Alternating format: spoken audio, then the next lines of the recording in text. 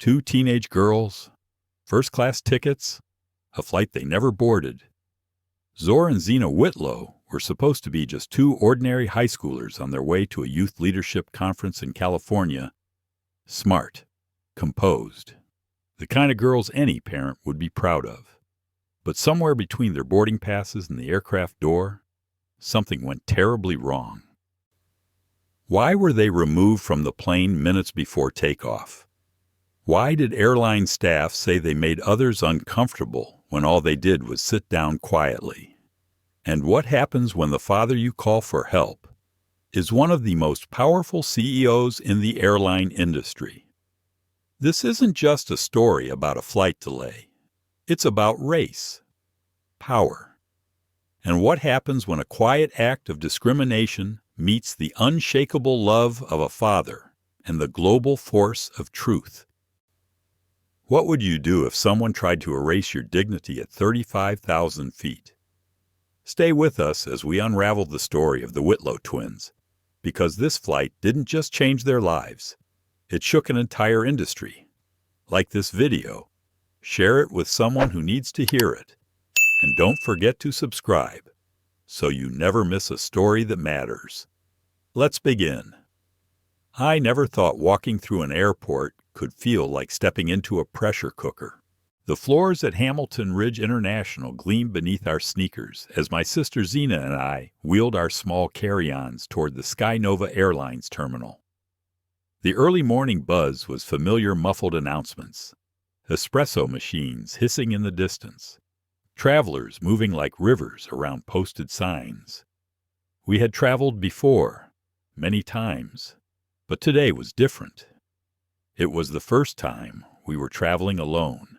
No more hovering bodyguards, no security detail following us through TSA, Zena whispered as she leaned toward me, a spark of mischief in her smile. Just us, kind of exhilarating. Right. I smiled back, adjusting the strap of my backpack. Exhilarating. Or terrifying. Can't decide. She chuckled, brushing a braid behind her ear. We were dressed simply matching slate gray hoodies, black leggings, and white sneakers. You wouldn't look at us and assume we were the daughters of Cameron Whitlo, the founder and CEO of Whitlo Tech, one of the most influential telecom giants in the country. And that's how our father raised us, low profile, high purpose. You got the boarding passes, I asked, just to be sure. Printed and digital, she said, tapping her phone. I'm not taking chances. We were heading to Aurora Civic Forum, a national youth leadership conference in Seattle. Out of thousands of applicants, we had been selected as delegates.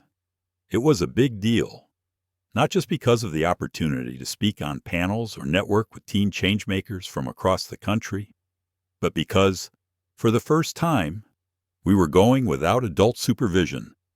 Dad had hesitated. At first, he always did, but eventually agreed. On one condition, no nonsense. I could still hear his voice the night before. You know who you are. Act like it. Stay alert. Stay humble. And remember, you're not just my daughters. You're your own force. Don't let anyone make you feel otherwise. I held on to those words as we approached the SkyNova check-in kiosk. A young man with a SkyNova badge scanned our boarding passes and smiled. First class, he noted, eyebrows raised slightly. Nice. My dad believes in investing in comfort, Zena said quickly, her tone light. I knew she felt the slight tension in his voice, too. He nodded, said nothing, and handed us our tags. As we walked away, she leaned toward me. Did that feel weird?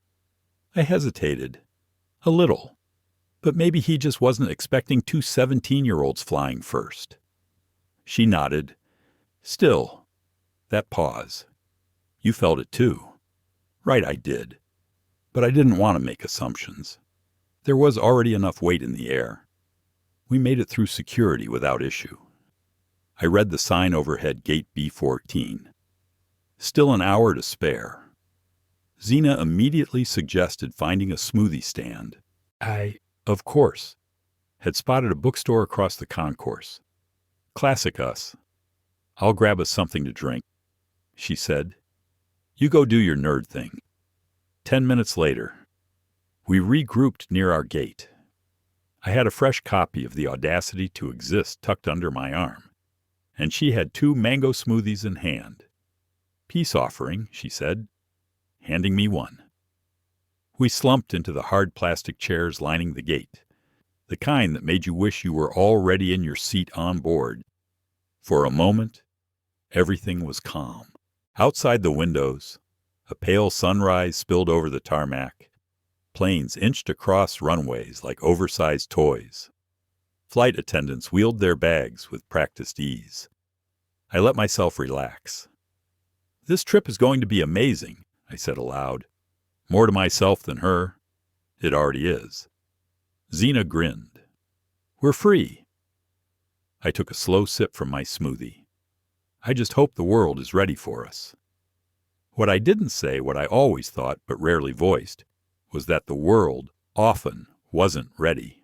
Not for black girls who spoke with confidence, who earned their place, didn't apologize for taking up space, and weren't afraid to demand respect. Not when we looked like we didn't belong in certain seats, or certain rooms, or certain rows on an airplane. But this morning, I told myself, would be different. We'd get on that flight, arrive in Seattle, and speak on that stage like we were meant to be there. All we wanted was to get there.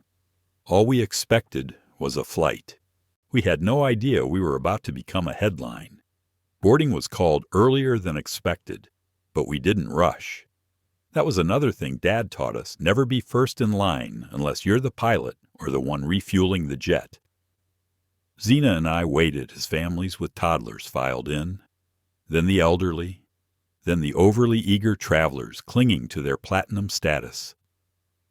Finally, we stood and stepped forward, handing over our boarding passes with quiet confidence. Welcome aboard, the gate agent said, glancing at our names. Seats 1A and 1B. You're all set.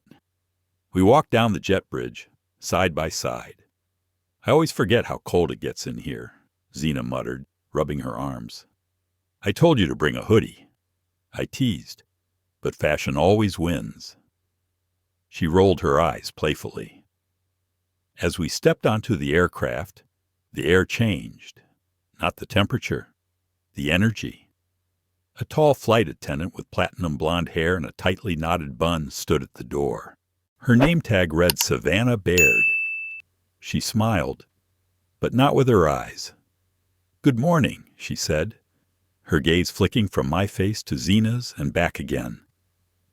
Are you girls flying alone today? Zena answered first. Yes, ma'am. We're headed to Seattle for a youth forum. Savannah nodded slowly, her expression unreadable. I see. First class. Yes, I said. Seats 1A and 1B. Unaccompanied minors, she asked, her tone measured but sharp. Zena and I exchanged a glance.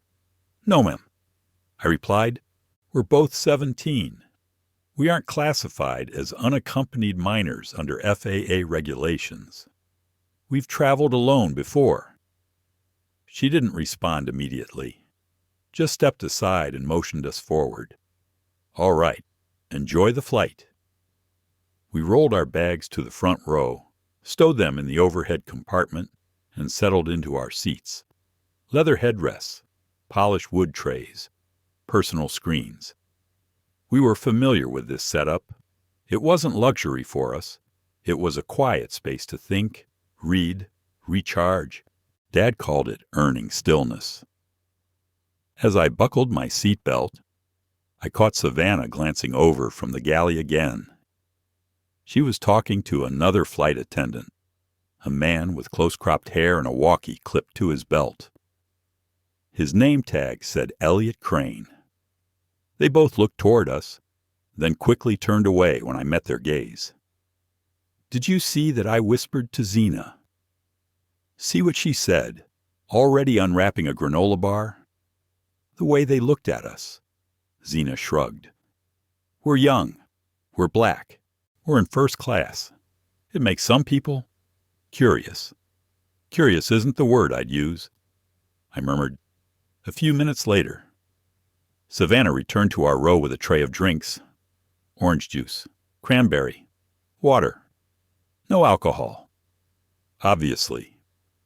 Ladies, she said, forcing another thin smile. Would you like something to drink before take-off orange juice? Please, we both said in near unison. She handed us the glasses and paused, hovering awkwardly. If I may, she started, her voice casual but calculated. I'd like to verify something with the purser before departure. Just a quick review of our manifest. I'll be back shortly. Okay, I said slowly. Is there a problem? Oh no, nothing wrong, she said quickly. It's just unusual. She didn't finish the sentence, just walked away, her heels clicking against the cabin floor. Zena took a sip from her glass and leaned toward me. Tell me I'm not imagining this. You're not, I said. They think we don't belong up here.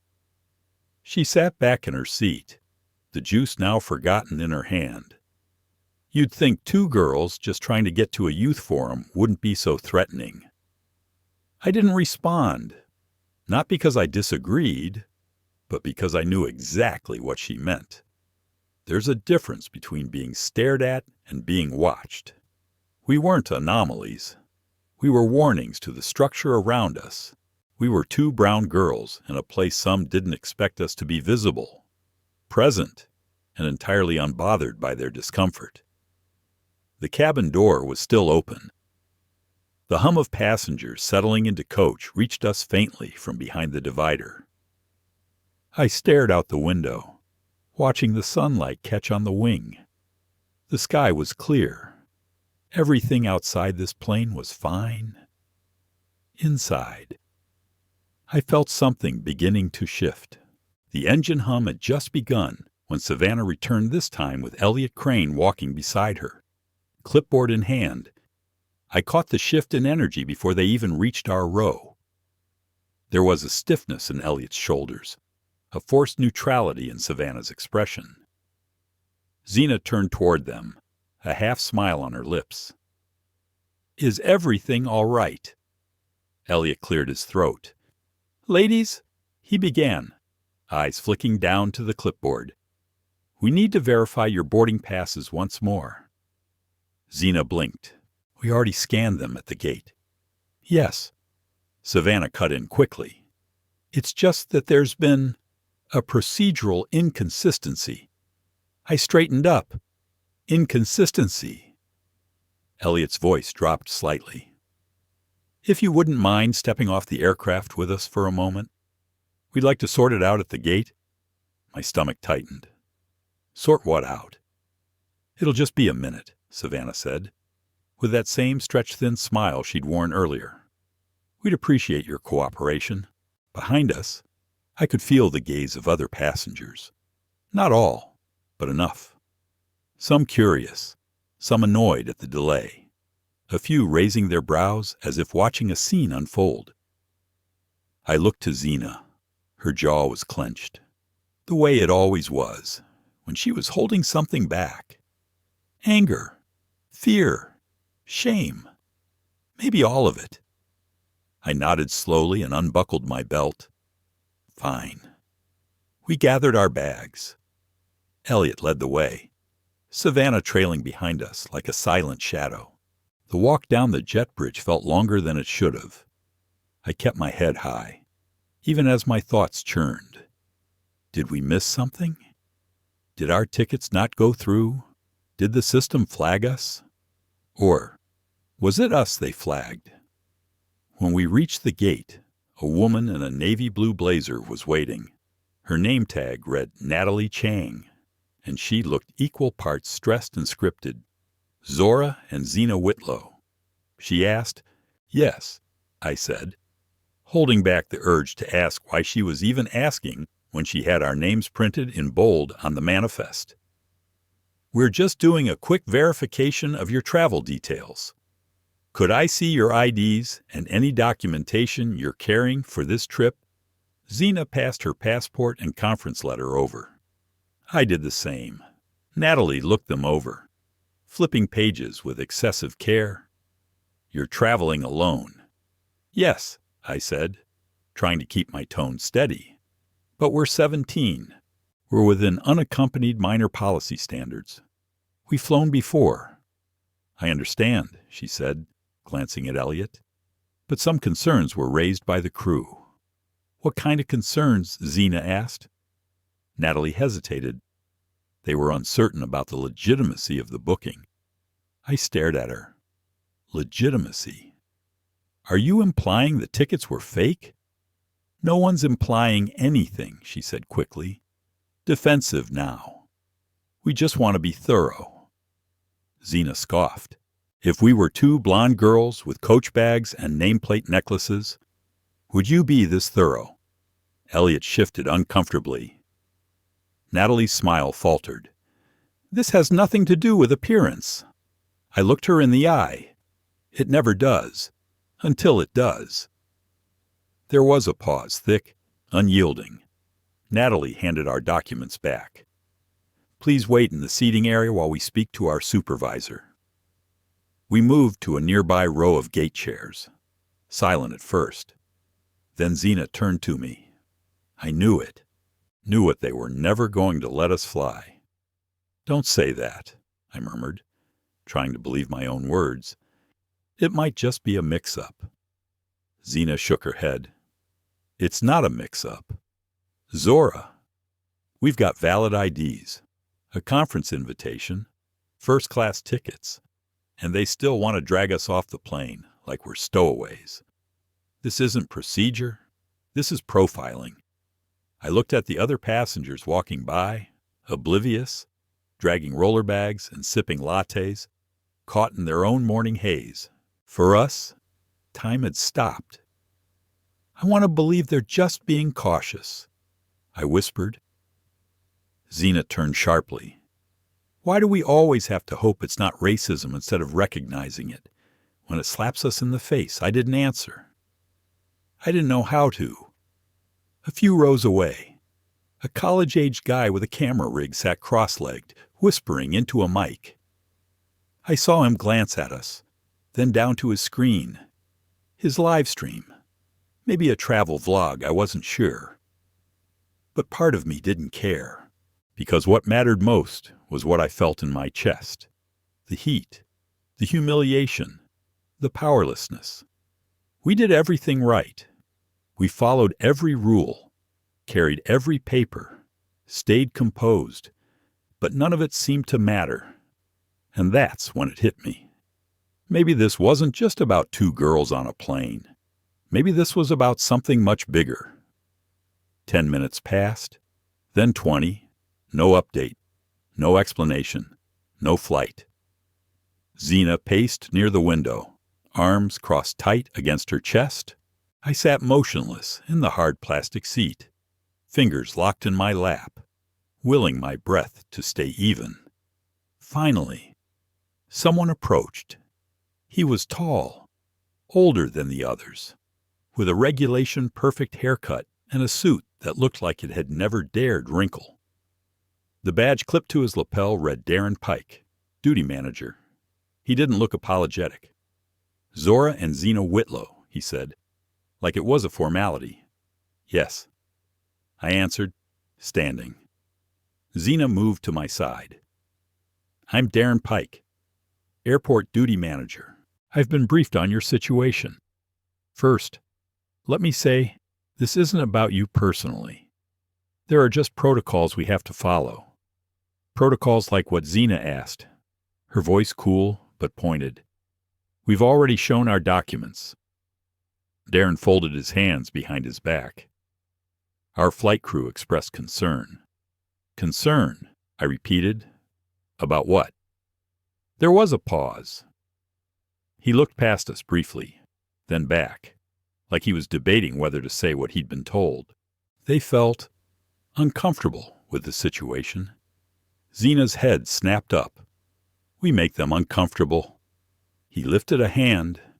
It's not an accusation. There's just uncertainty when unaccompanied minors occupy first class, especially when the booking isn't verified in person by a guardian. Our father booked our tickets, I said, holding Darren's gaze. He's a frequent flyer and a verified SkyNova member. The names match our passports. Everything is clean. I'm sure that's true, he replied. But you're still denying us boarding, Zena said sharply. He offered a politician's smile. We're offering to accommodate you in the main cabin or on a later flight, with adult supervision in first class. The words settled like lead. You're moving us, I said, because we're unsupervised. Not because we did anything wrong, not because we were rude, but because what we don't look like the kind of people you expect in row 1. Darren said nothing. Zena's voice rose. Say it.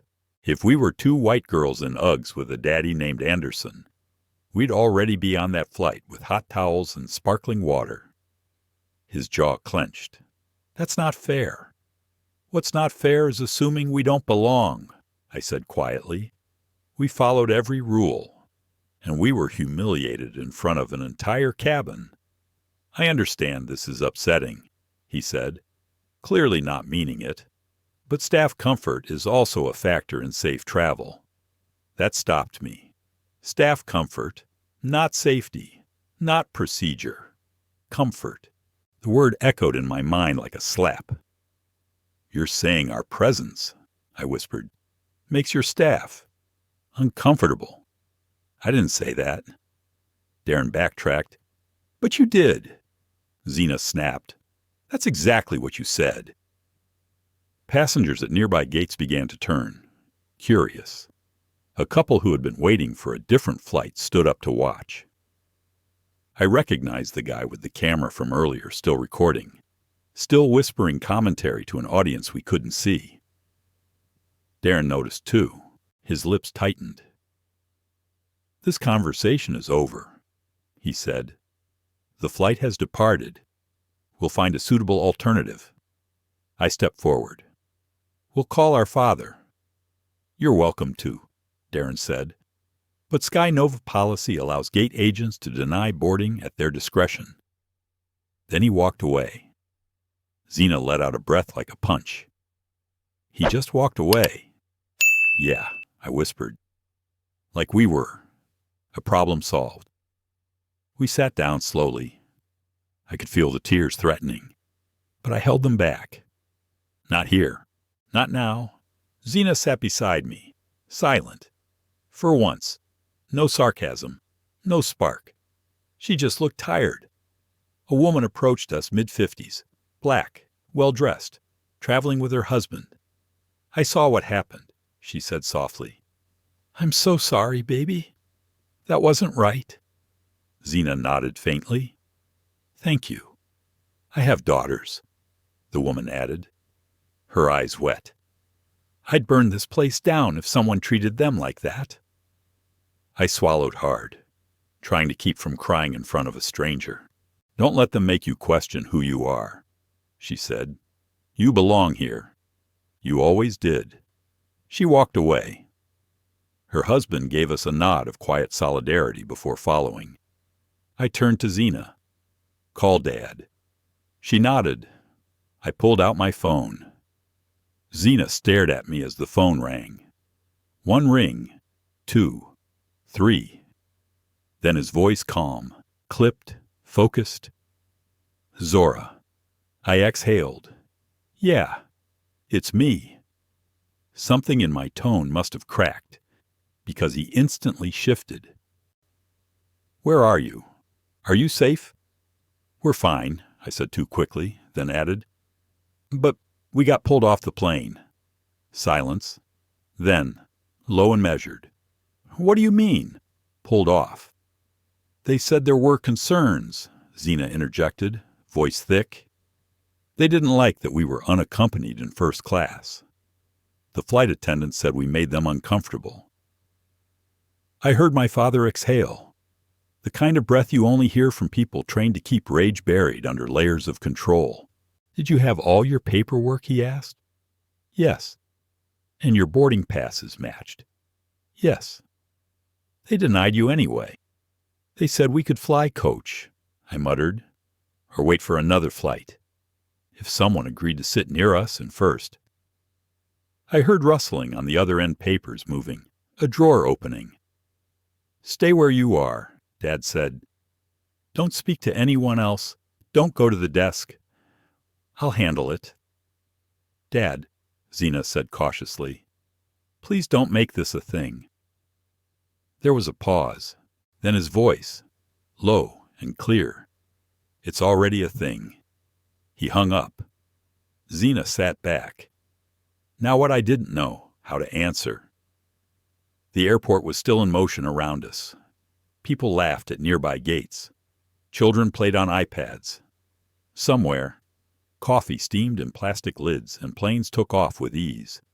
For everyone else, it was a normal day, but not for us. 10 minutes passed.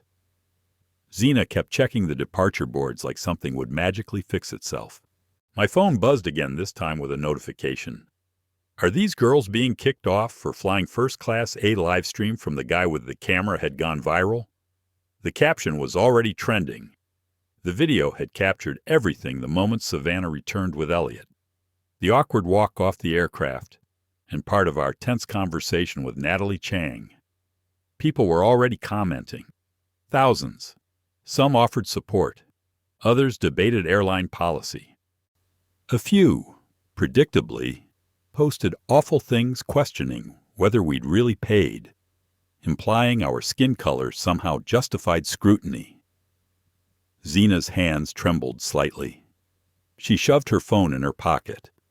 Why is the internet always faster than justice? I didn't know. I just knew we weren't invisible anymore. A voice came over the intercom. SkyNova Airlines regrets to inform passengers that Flight 263 to Seattle has departed. Please see the service desk for rebooking options. The announcement was routine, but our situation wasn't. 15 minutes later, my phone rang again. Dad. I answered on the first vibration. Hi. Listen carefully, he said. I just got off the phone with Wallace Merrick. Zena and I exchanged wide-eyed glances. Wallace Merrick, CEO of SkyNova Airlines. He's an old colleague. Dad continued. We go back 20 years. I explained what happened. He was disturbed. He's doing something I asked, unsure if I believed it. He's launching an internal review, Dad replied.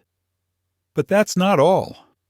I reminded him that Whitlo Tech owns communications infrastructure in over a dozen major airports, most of which SkyNova relies on for onboard connectivity. Zena's eyes widened. You didn't. I did. And I told him that unless a formal apology is issued and disciplinary action is taken, Whitlo Tech will revoke priority tech access across our terminals and servers by end of day. That includes Newark, Denver, and San Diego. I was silent. The weight of his words felt enormous. That's going to cost them millions. I whispered. Yes, Dad said, and I want them to feel every penny of it. Dad, Zena said softly, we don't want to hurt innocent employees. That's not what this is about. And it won't be, he replied. But people in power only act when other powerful people make them. He paused, then added, more gently, you didn't do anything wrong, and I will not allow you to be punished for doing everything right. Something in my chest cracked open. Thank you, I whispered. I'll call again soon. Just stay where you are. He hung up. I looked at Zena. Her eyes were glassy. This is really happening, she murmured. It is, I said, and it's not just about us anymore. We looked around the terminal at the place where it began, and the people who still hadn't noticed that the world had just shifted under their feet. We didn't move for a while. Not because we didn't want to, but because we didn't know where to go. Our seats had been taken. Our flight had left. And now, with one phone call, we'd been placed in a different orbit entirely. Zena opened her phone again, reluctantly. "Zora," she whispered. "It's everywhere." I leaned over to see. Her feed was flooded. The video of us being walked off the plane had hit nearly 500,000 views.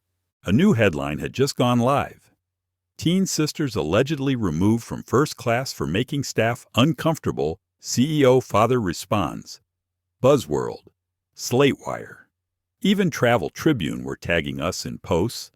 People were quoting our names, speculating, outraged. Some were even tracking down old conference footage of us from school events. We weren't just two girls anymore. We were becoming a story. "I didn't ask for this," Zena muttered. "I know," I said, "but I don't think we can stop it now." Some of the tweets were kind. 2 black girls removed for sitting in first class.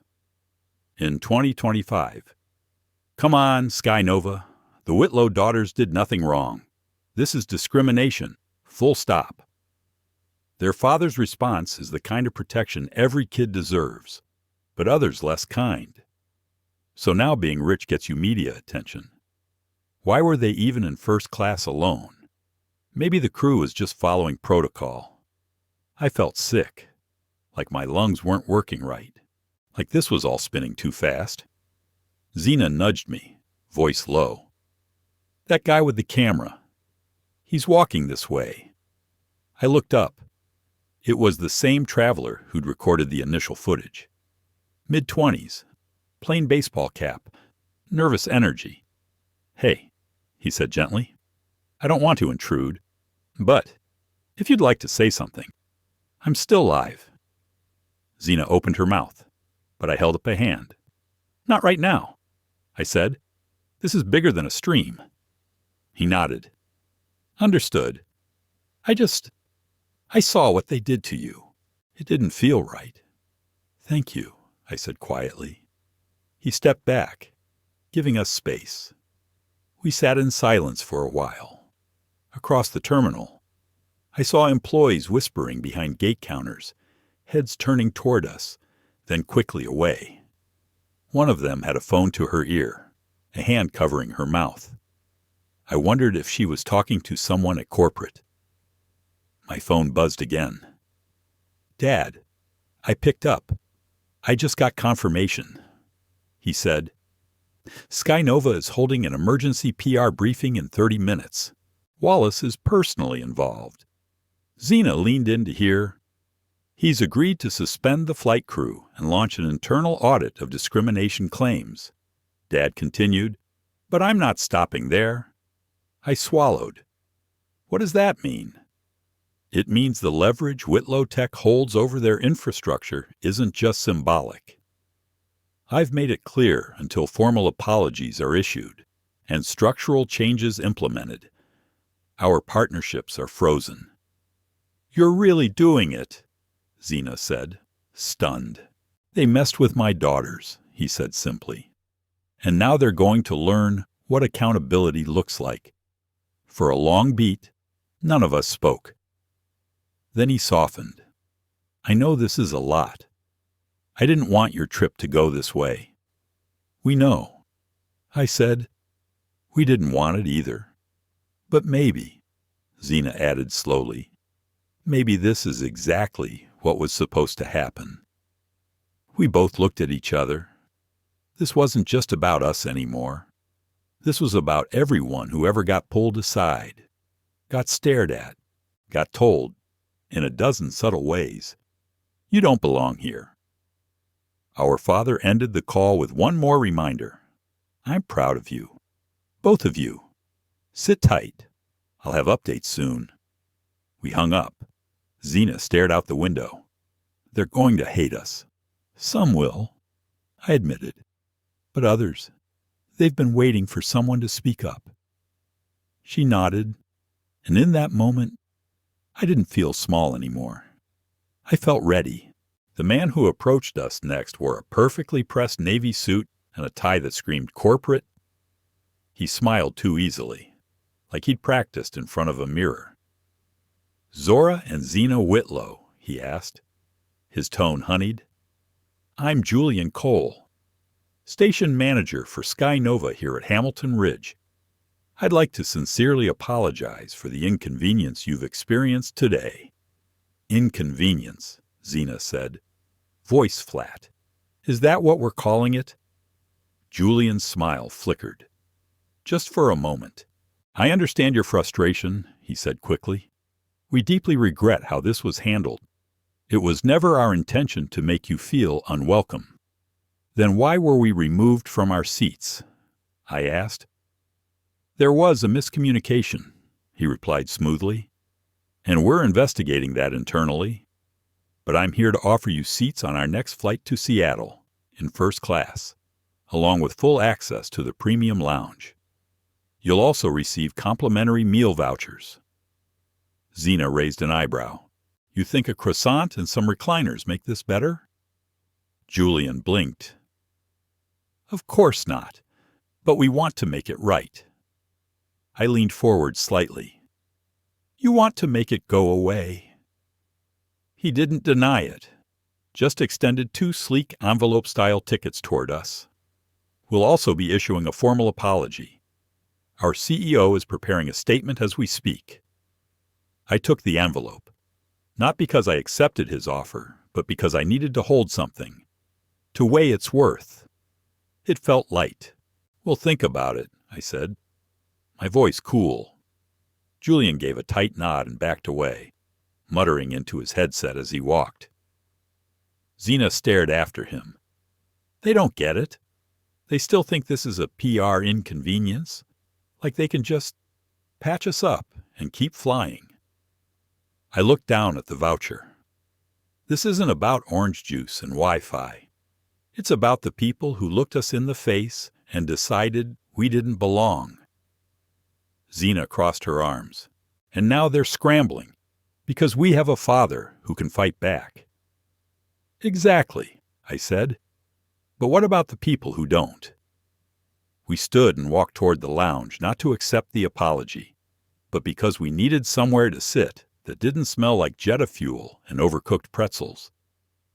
The SkyNova First Lounge was every bit the oasis it pretended to be: marble counters, glass walls, soft chairs that swallowed you whole. Business travelers typed away. A woman in heels nursed a mimosa and a long stare. We took a corner booth. Out of the spotlight. Out of the spin cycle. For a few moments, we sat in silence. Then, through the quiet hum of the lounge, we heard it. "They're just kids," caused a media storm over nothing. We turned. There he was, Darren Pike, the same duty manager who told us we made the crew uncomfortable. He was standing near the espresso bar, speaking to a younger employee too loudly. "If they weren't who they were," Darren said, "no one would care. We'd be flying by now." My hand clenched into a fist on my thigh. Zena stood before I could stop her. She walked straight to him. "Say that again," she said, calm but burning. Darren spun around, caught.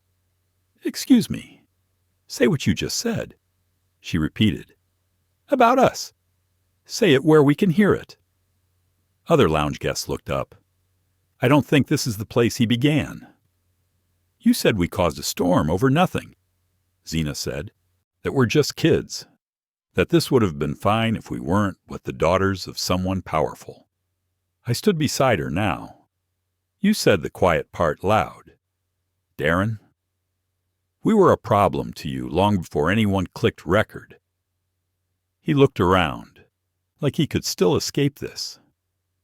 "Look, I'm under pressure. This whole thing is overblown." "No," I said. "It's not overblown. It's overdue." His coworker tugged at his sleeve, murmuring, "Let's go." They disappeared through a staff door, red-faced and rattled. Zena exhaled sharply. "Cowards.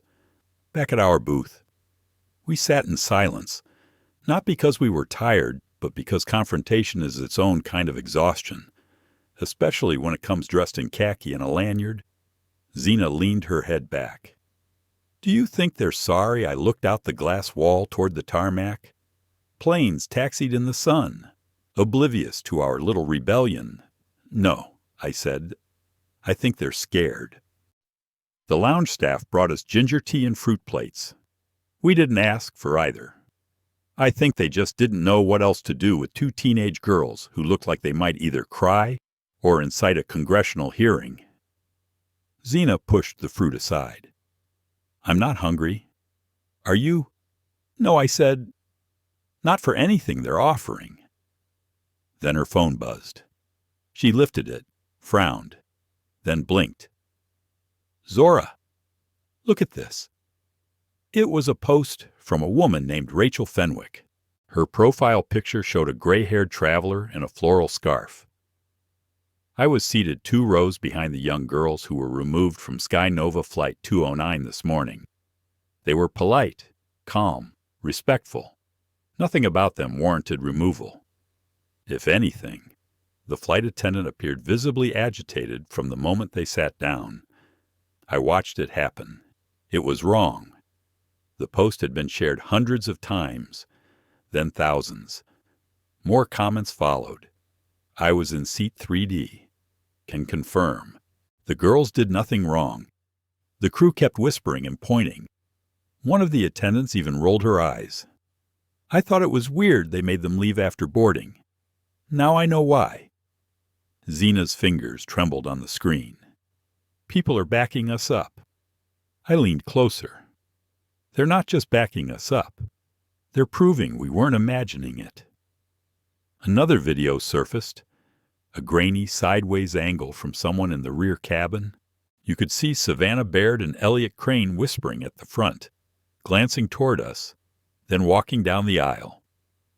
The camera picked up a faint voice ours asking, "Why then, us gathering our things, walking out?" Captioned first-class passengers removed for being young, black, and alone. The footage had already hit Channel Wave News and Airfare Accountability. Bloggers were dissecting it. Travel lawyers were weighing in. Even Elon Harper, a civil rights attorney with a reputation for dissecting discrimination cases in corporate America, had posted a short video. This is exactly how bias works in real life. No slurs, no shouting, no violence. Just a series of procedures that conveniently push black girls out of first class. It's racism in a pressed uniform. I exhaled. This wasn't just going viral. It was catching fire. Suddenly, a woman approached our table in the lounge, mid-30s, sleek dress, clear voice. She looked both hesitant and determined. "Excuse me," she said. "You don't know me, but I was also on your flight. I didn't say anything earlier, and I regret it. I just wanted you to know I saw what happened, and I filed a report with customer relations." Zena stood. "You were there." She nodded. "I fly a lot, and I've never seen first-class passengers treated like that. It felt targeted. Thank you." I said, "It means more than you know." A man nearby, reading a newspaper, glanced over and added quietly, "I was on that flight too. You were both completely professional. More than I can say for the staff." Then another voice I saw it on TikTok. "You two handled it better than most adults would have." And just like that, it started. A ripple. People speaking.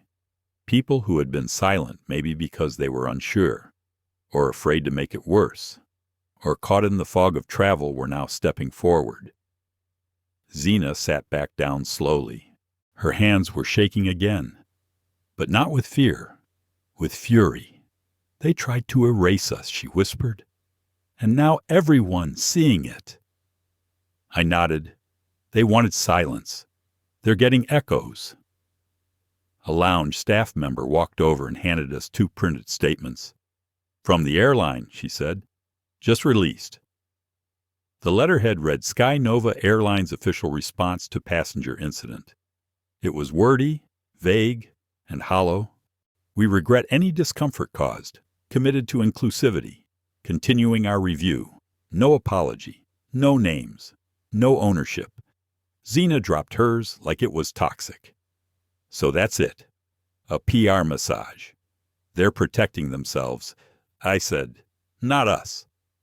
She looked at me, then eyes sharp. "Electric. Then maybe it's time we protect ourselves." And in that moment, I knew what she meant. This story wasn't ours anymore. It belonged to everyone watching. We were still in the lounge when the emails started flooding in. First, it was a journalist from a regional travel blog, then a reporter from a national paper.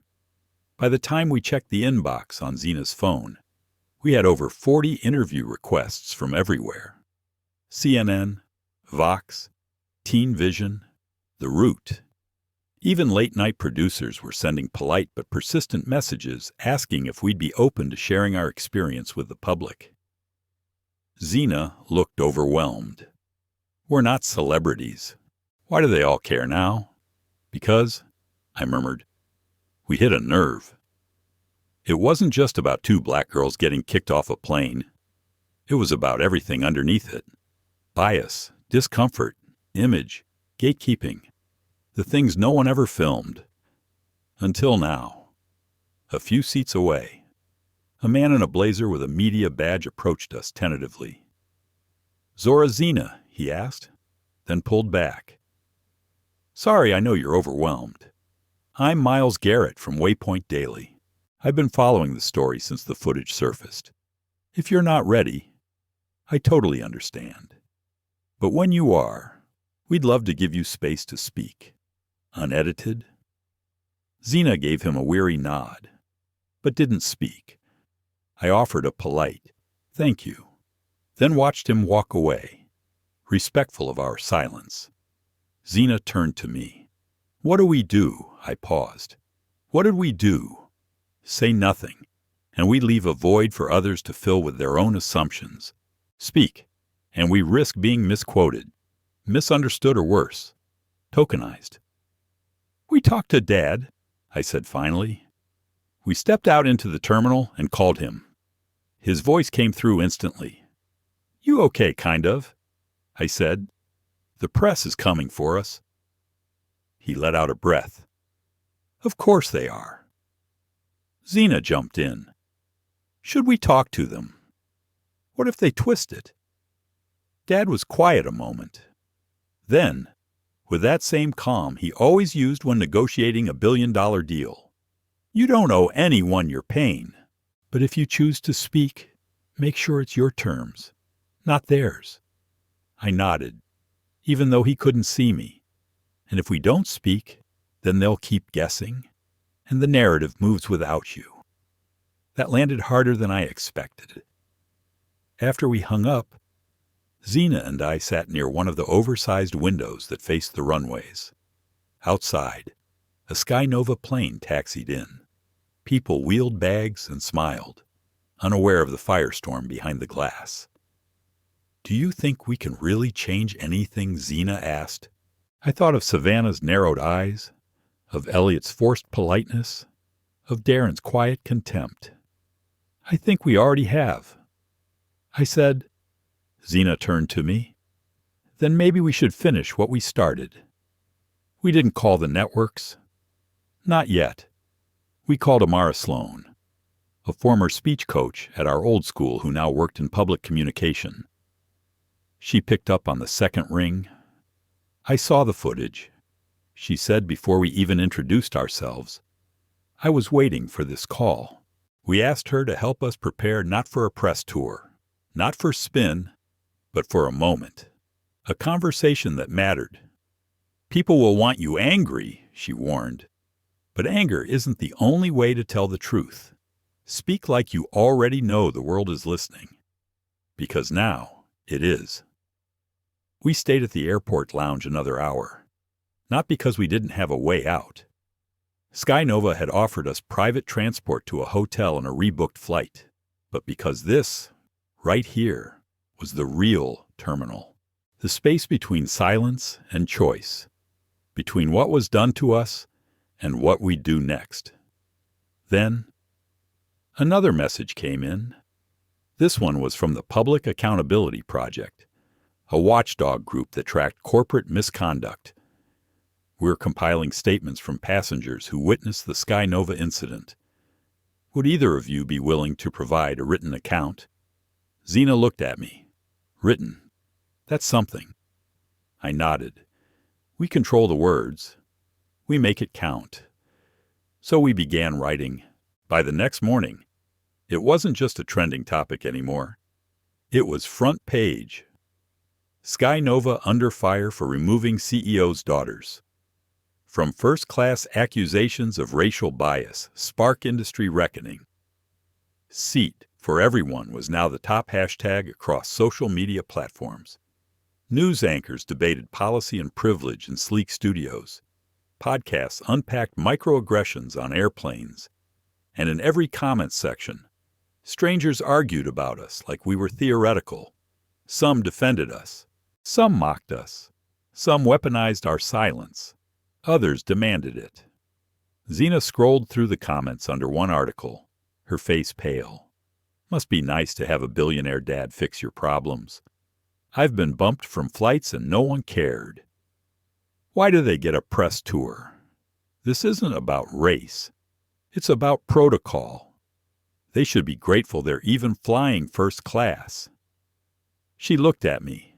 It's like, because we spoke up, we stopped being real. I nodded. We became symbols. But I didn't want to be a symbol, she whispered. I just wanted to go to a leadership conference. At that moment, an alert lit up both our phones. SkyNova Airlines press conference, live now. We opened the stream. The CEO, Wallace Merrick, stood behind a podium, his expression taut. Good morning. I want to begin by formally apologizing to Zora and Zena Whitlow. He said, what happened to them was unacceptable. SkyNova Airlines does not condone discrimination of any kind. We take this matter with the utmost seriousness. I glanced at Zena. Her fingers dug into her palms. Wallace continued, effective immediately. The crew members involved in the incident have been placed on unpaid leave pending a full review. Darren Pike, the gate manager, is no longer employed by SkyNova. Zena's eyebrows shot up. And our internal policy regarding unaccompanied minors in first class will be updated, retrained, and externally audited. Wallace added, we have also invited third-party civil rights organizations to oversee our anti-bias initiatives going forward. He paused. We thank the Whitlo family for holding us accountable. The stream ended. For a moment, neither of us spoke. Then Zena whispered, they fired Darren. He deserved it, I said, though my voice felt hollow. She shook her head. Yeah, but I still feel weird. I did too. Victory doesn't always feel clean. We stepped outside the hotel, where the conference organizers had arranged for a car to take us to the final day of programming.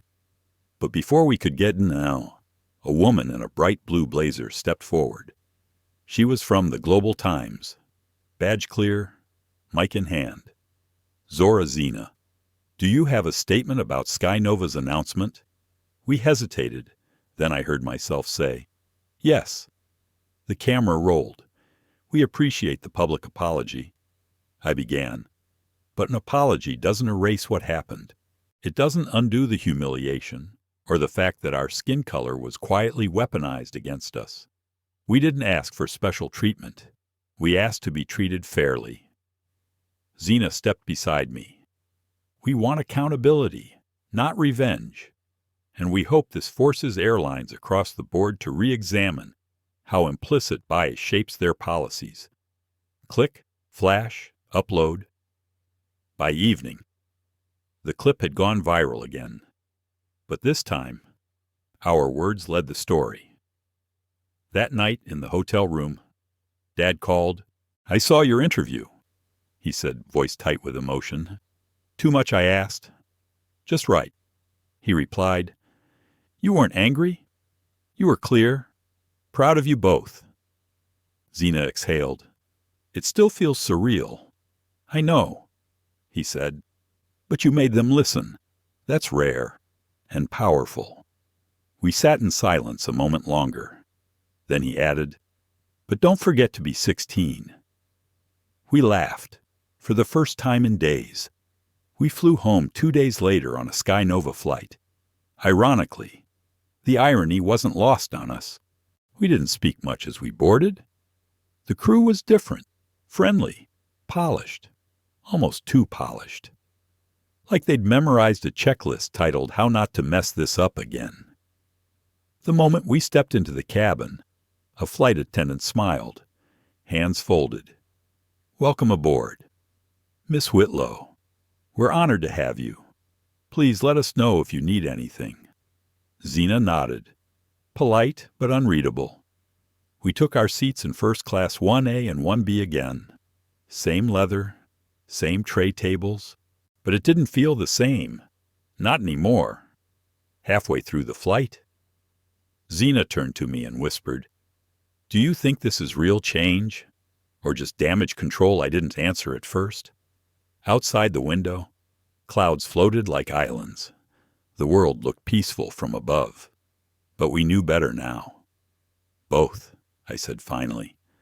"It started as damage control, but it might become real if people keep watching." Zena leaned her head back. "I don't want us to become a story people use to feel better about themselves. Look, something changed. Then nothing actually does." "I know," I said. "Me too."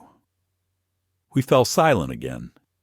Across the aisle, an older white woman in a navy cardigan looked at us for a moment too long, then smiled awkwardly and turned away. Zena caught it. "Everyone looks at us like we're a walking headline." "They don't see us," I said. "They see what happened to us." And maybe that was the problem.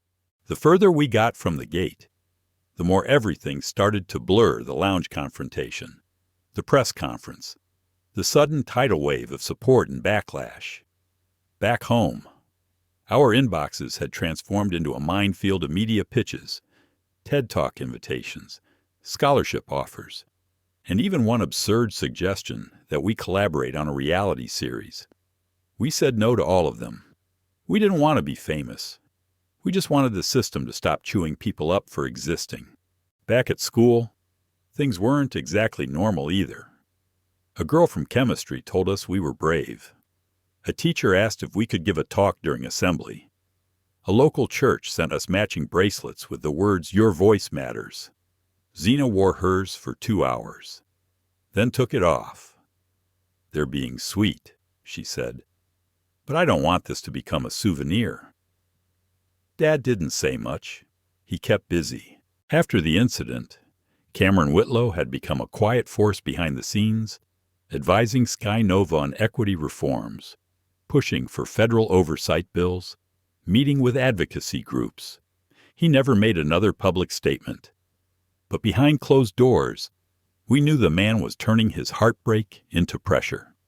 Still, there were nights when I caught him staring at the kitchen window, coffee in hand, phone face down beside him. "Do you regret going this far?" I asked once. He took a long breath. "No," he said, "but I regret that we had to." That stayed with me. The truth is, no matter how many apologies SkyNova issued or how many staff they retrained, it couldn't erase what we now carried. Not fear, not even anger, just clarity. That we lived in a world where being black and visible was still a risk. Where two girls checking into their seats could still be seen as a threat to comfort. Where being young, female, and confident meant you had to be twice as careful not to make anyone nervous. And if Cameron Whitlo hadn't been our father, we would have been dismissed, not defended. That truth stung more than the insult itself. One night, a journalist from a national magazine emailed us with a question neither of us expected. Do you believe what happened to you will create long-term change? Or will this be just another moment in a news cycle?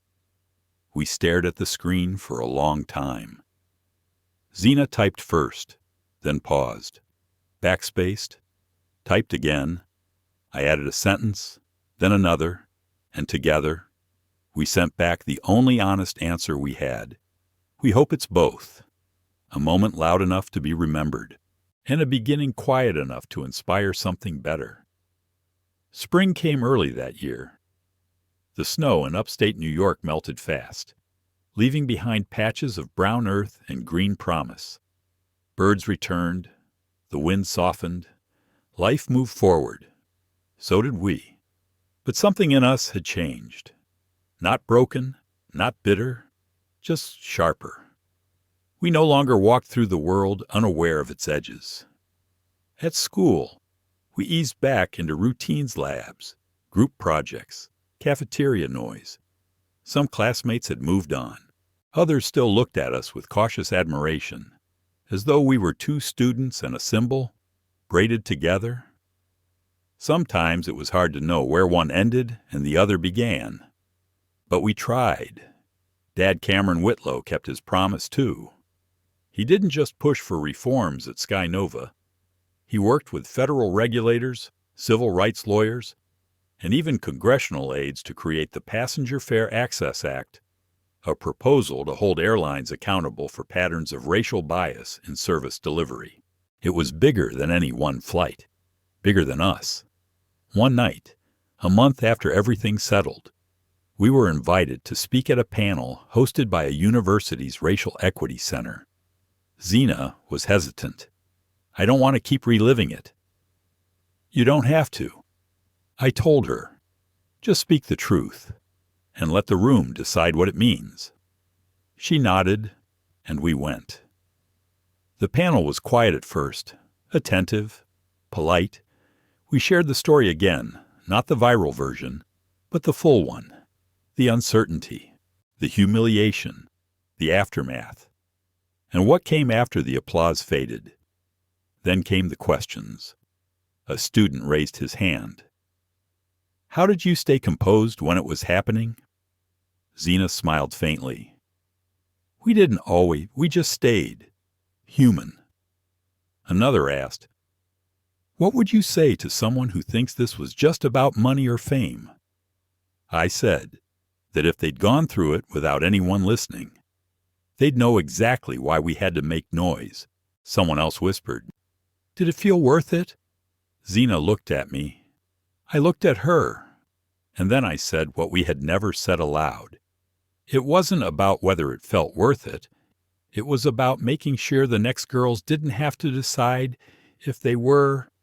A hush fell over the room. Later, the moderator gave us each a closing minute. We didn't prepare anything. But when the mic came back around, I said this. This was never just about us. It was about what happens every day to people who don't get headlines, to black travelers who get extra screenings, to disabled passengers who are treated like baggage, to anyone who's ever been made to feel small in a place they paid to be. Justice isn't always loud. Sometimes it's persistent.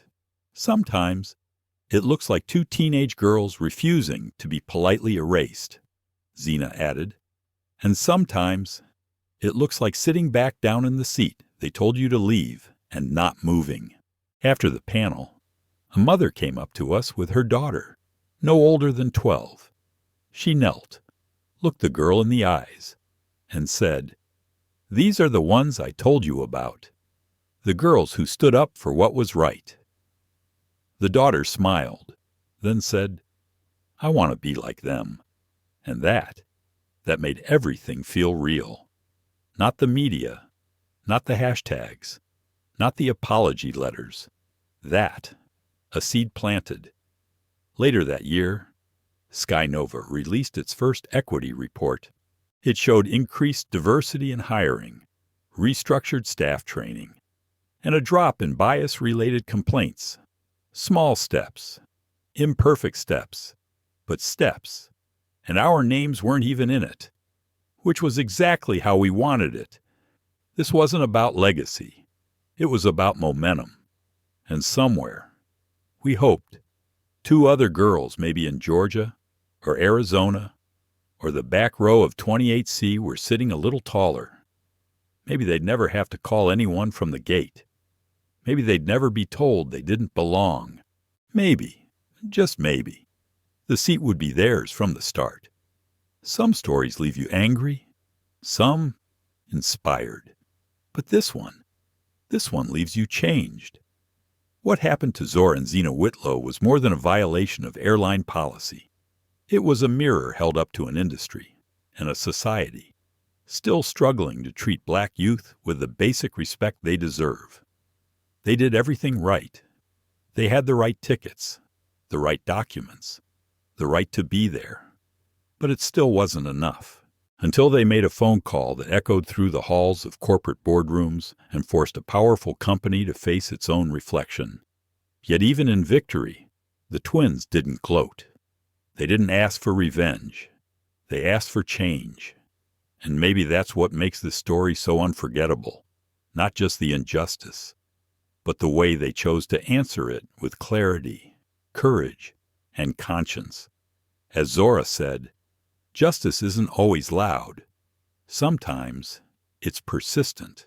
If this story made you feel something: sadness, anger, hope, or all three, then don't let it end here. Share it. Talk about it. Speak up the next time you see someone pushed aside for being different. And if you believe stories like this need to be told again and again, hit the like button, share this video, and subscribe to the channel so you don't miss the next one. Because somewhere out there, someone else is being quietly silenced, and they're going to need all of us to speak.